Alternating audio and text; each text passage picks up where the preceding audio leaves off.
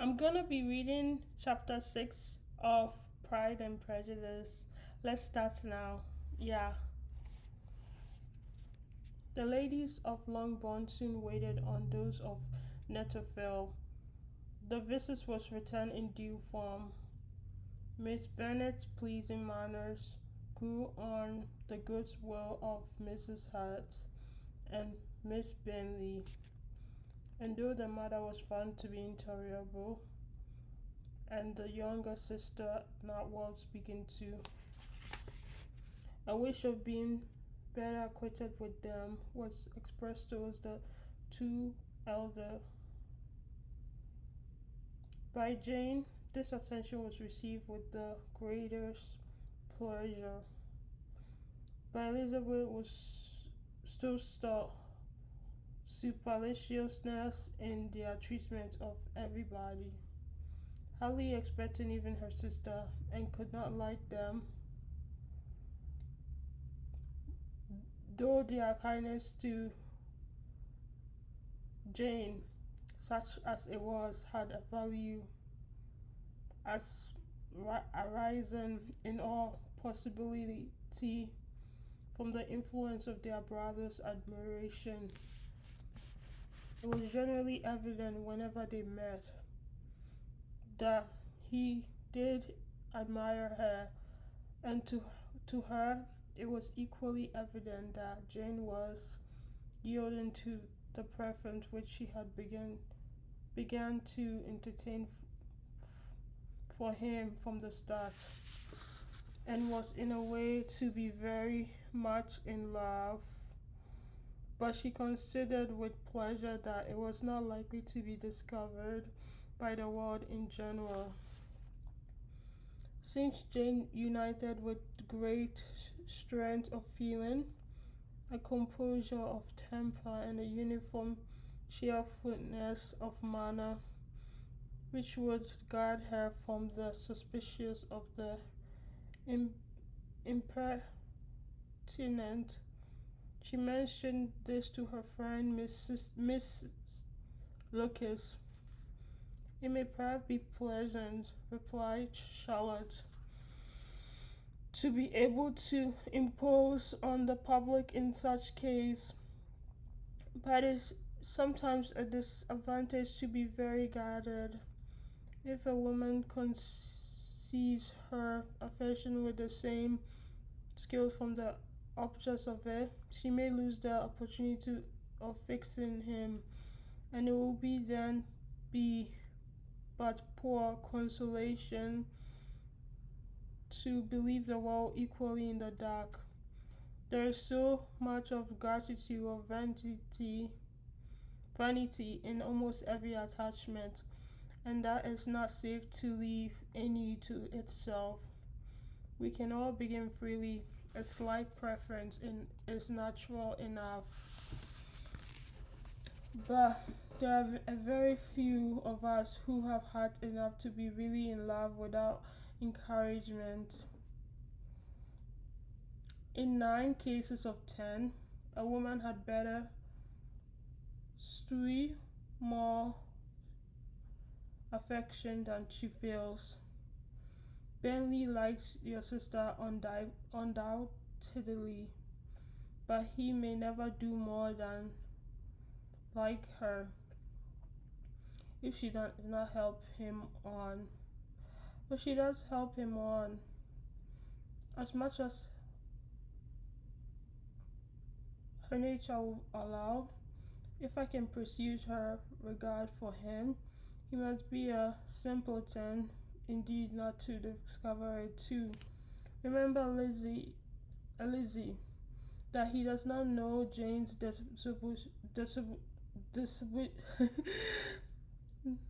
disposition as you do. But if a woman is partial to a man and does not endeavor to conceal it, he must find it. Perhaps he must, if he see enough of her. Though Bentley and Jane meet tolerably often, it is never for many hours together. As they always see each other in a large mixed party. It is impossible that every moment should be employed in conversing together. Jane should therefore make the most of every hour in which she can command his attention. When she is secure of him, there will be leisure for falling in love as much as she chooses. Your plan is a good one, replied Elizabeth.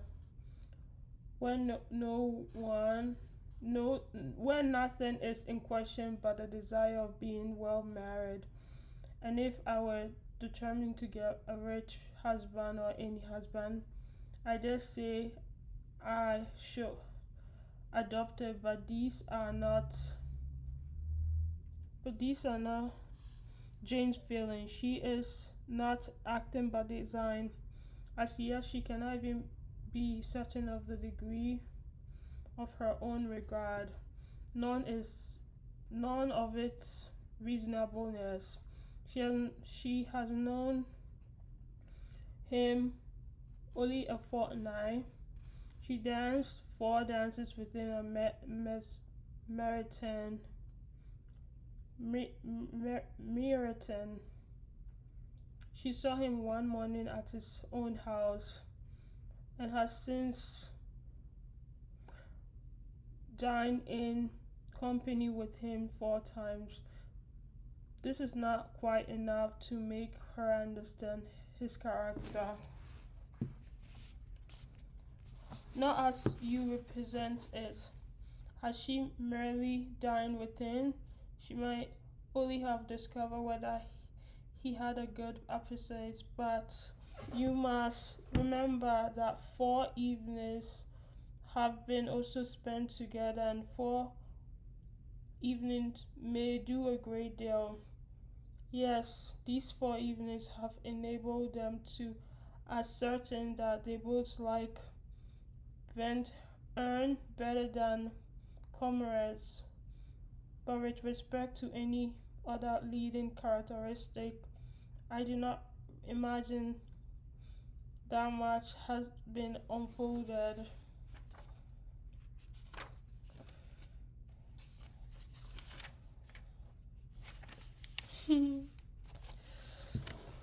Well, said Charlotte, I wish Jane success with all my heart, but if she were married to him tomorrow, I should think she had as good a chance of happiness as if she were to be studying his character for 12 months. Marriage, happiness in marriage is entirely a matter of chance. If the positions of the parties are ever so well known to each other, or ever so familiar beforehand, it does not advance their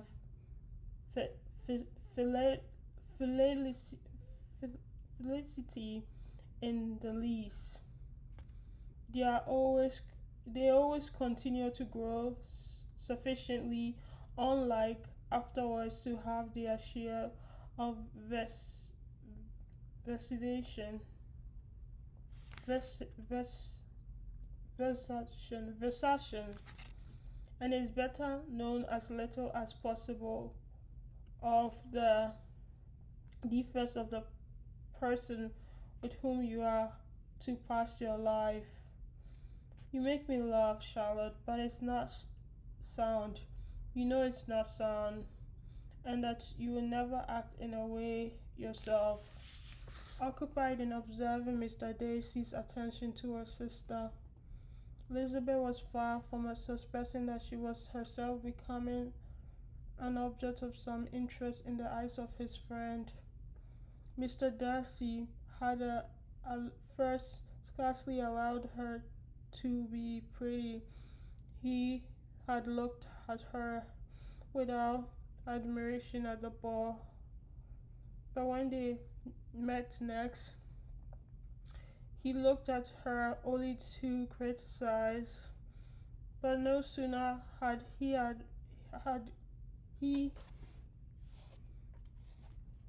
Had he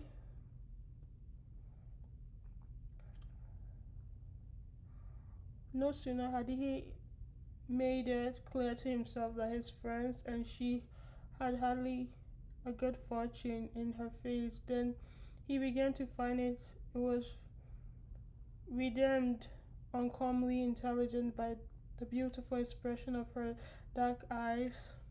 To this discovery succeeded some others equally mortifying, though he had detected with a critical eye more than one failure of perfect symmetry in her form.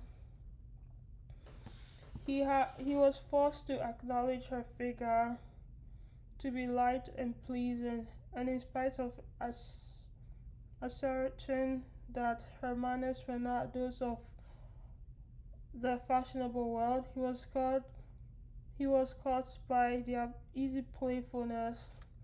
Of this she was perfectly unaware to her that he was only the man who made himself agreeable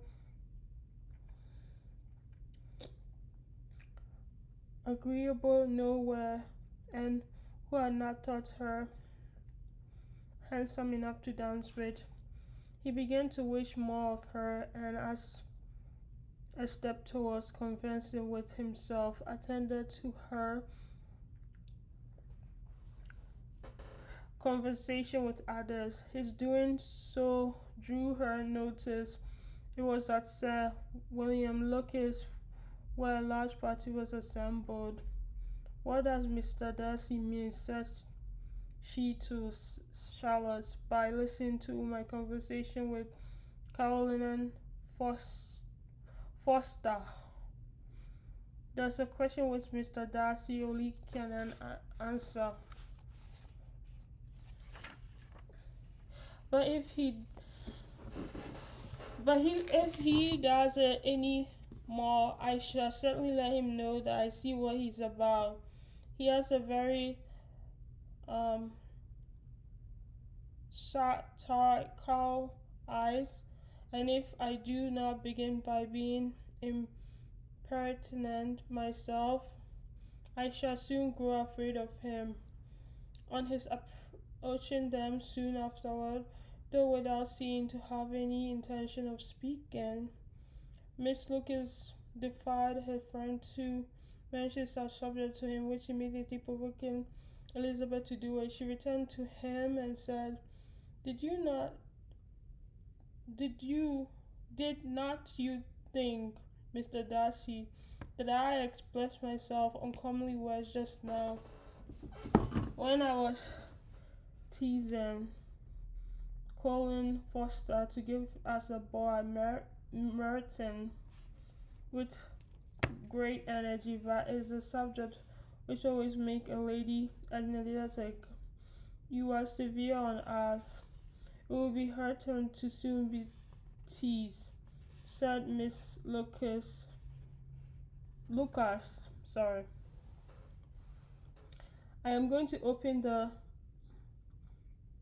instrument, Lizzie, but you know what follows. You are a very strange creature by way of a friend, always wanting me to play and sing before anybody and everybody. If my vanity had taken a music turn, you would have been invaluable. But as it is, I would really rather not sit down before those who must be in subject of hearing the very best performers." On Miss Lucas preserving, however, she added, "Very well, if it must be so, it must." But gravely glancing at Mr. Darcy, "This is a fine old saying, which everybody here, of course, familiar with. Keep your breath to cool your porridge, and I shall keep mine to swell my song." Her performance was pleasing, though by no means capital. After a song or two, and before she could reply to the entreaties of several that she would sing again, She was eagerly succeeded at the instrument by her sister Mary, who, having in consist- consistence of being the only plain one in the family, worked hard for knowledge and accomplishments, was always impatient for display. Mary had enough. Mary had neither genius nor taste, and though vanity had given her application, it had given her likewise a pedantic and considered manner which would have enjoyed a higher degree of excellence that she had reached. Elizabeth, easy and unaffected, had been listened to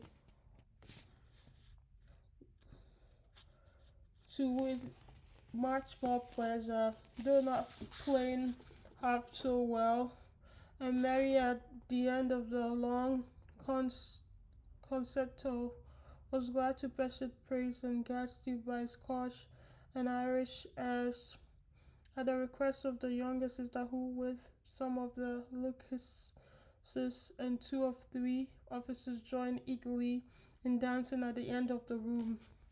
Mr. Darcy stood near them in silent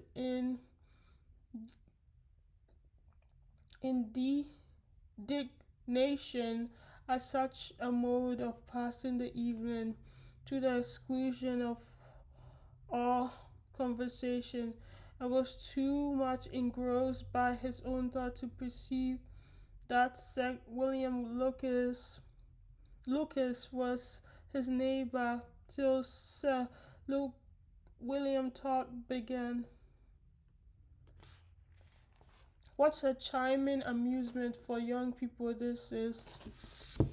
Mr. Darcy, there's nothing like dancing after all. I consider it one of the first refinements of Polish society. Yeah. Certainly, sir. And it has the advantage also of being a vogue among the less published societies of the world. Every savage can dance. Sir William only smiled. Your friend performs delightfully, he continued after a pause, on seeing Bentley join the group, and I doubt not that you are an adept in the science yourself, Mr. Darcy. You saw me dance at Meryton, I believe, sir. Yeah, indeed, and received no inconsiderable pleasure from the sight. Do you often dance at St. James? Never, sir. Do you not think it would be a proper compliment to the place? It is a compliment which I never pay to any place if I can avoid it. You have a house in town, I conclude. Mr. Darcy bowed. I had once some thoughts of fixing in town, for I am fond of superior society, but I do not feel quite certain that the Earl of London would agree with Lady Lucas. He paused in hopes of an answer, and his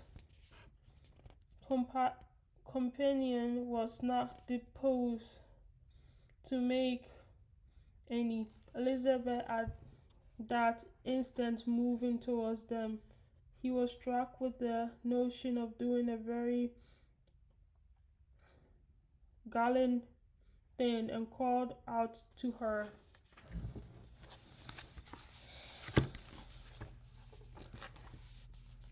My dear Miss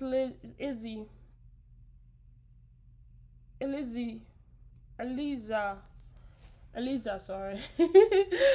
Why are you not dancing, Mr. Darcy?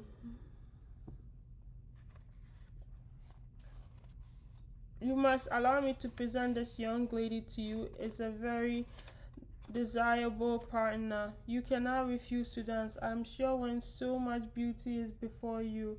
Taking a hand, he would have given it to Mr. Darcy, who, though extremely surprised, was now unwillingly to receive it, when she instantly drew by and said with some discomposed to Sir William, "Indeed, sir, I have not the least intention of dancing. I entreat you not suppose that I move this way in order to beg for a partner."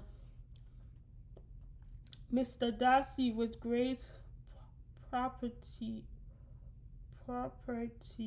requested to be allowed the honor of her hands, but in vain. Elizabeth was determined, none did Sir William at all say her purpose by his attempt at persuasion.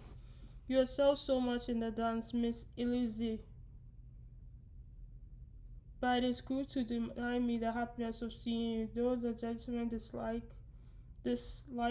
the amusement in general. He can have no obligation, I am sure, to oblige us for half an hour." "Mr. Darcy is all politeness," said Elizabeth, smiling. "He is indeed, but considering the inducement, my dear Miss Eliza, we cannot wonder at the complaisance, for who object to such a partner?" Elizabeth looked archly and turned away. Her resistance had not injured her with that gentleman, and he was thinking of her with some complacency. And thus, accosted by Miss Bailey, "I guess the subject of your reverie." "I should imagine not. You are considering how insupportable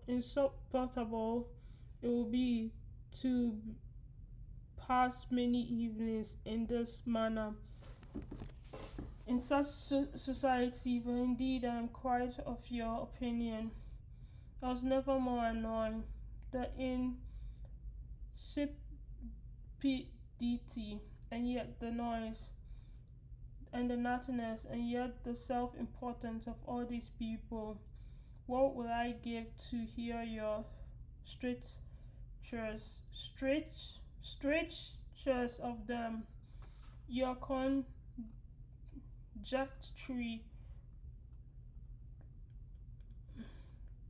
is totally wrong, I assure you. My mind was more agreeably engaged. I have been meditating on a very great pleasure which a pair of fine eyes in the face of pretty women can bestow." Miss Bentley immediately fixed her eyes on his face and desired he would tell her what the lady had the credit of inspiring such reflections. Mr. Darcy replied with great intrepidity. Miss Elizabeth Bennet, repeated Miss Bentley. "I am all astonishment. How long has she been such a favorite?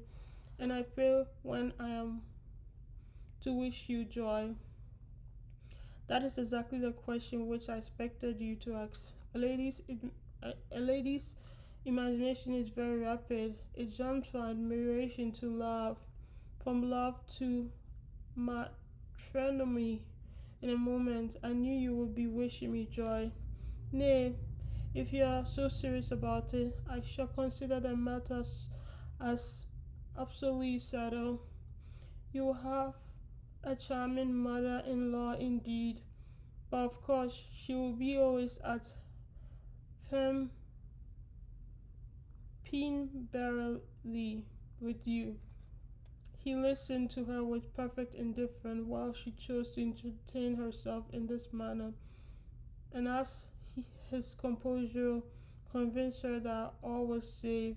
Her words flowed long. Yeah, I'm done. I did well. Yeah, I'm noticing like every time I speak, this area hurts. So I'm probably gonna start like doing like some neck exercises before I read. And also breathing. Oh my god, it's so hard to read. I know how to like breathe because I feel like that's also affecting how I read.